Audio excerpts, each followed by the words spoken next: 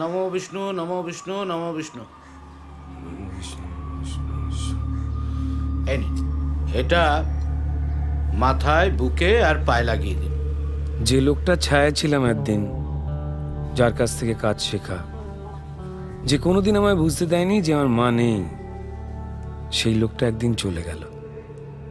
তার কথা বলা, হাসি মুখটাই মনে রাখতে চেয়েছিলাম, পাথরের মতো হাঁ করা মুখটা নয়।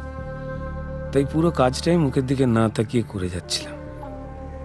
কিন্তু শেষে যখন চোখে পড়ে গেল, ওই শুকনো ফ্যাকাশে মুখটা দেখে আর থাকতে পারলাম না।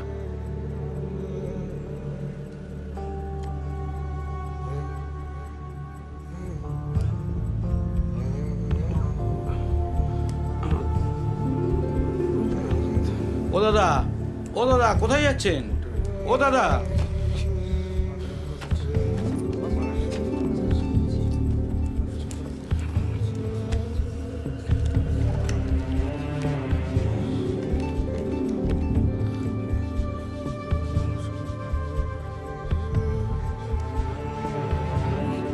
কি করছেন এটা? আপনার মাথা ব্যথা খারাপ হয়ে গেল নাকি?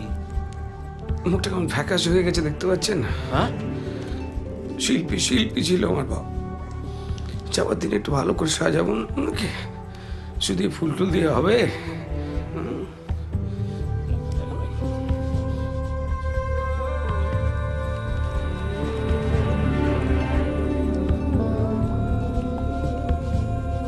মেকআপ শেষ হলো, বাবা সেটে ঢুকলো, আর আমরা চুপ করে বসে রইলাম শট শেষ হবার অপেক্ষায়। তখনই টলিপাড়ার আর এক ফিল্ম তুতো কাকা এসে বলল, অনেক বাড়িতে বসে এক্সপেরিমেন্টাল পড়াশোনা হয়েছে, এবার তো একটা কিছু করে খেতে হবে। এইভাবে ছন্নছাড়া হয়ে ট্রাই করলে কোনোদিন নাম করতে পারবো না। তো কাকা ইন্ডাস্ট্রির একজন নাম করা ডিরেক্টরের কানেকশন দিল, বলল গিয়ে দেখা করতে, কাজ আছে।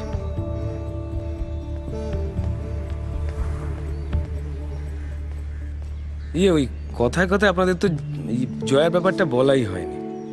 আমাদের পাড়ায় থাকতো জয়া, খুব মিষ্টি দেখতে, আর আমারও একটু মানে একটু না, মানে বেশ ছিল ওর ওপরে। কিন্তু উল্টোপাল্টা কিছু নয়, মাক্কালি বলছি, মানে সিরিয়াস, লাভটাও গোছের আর কি।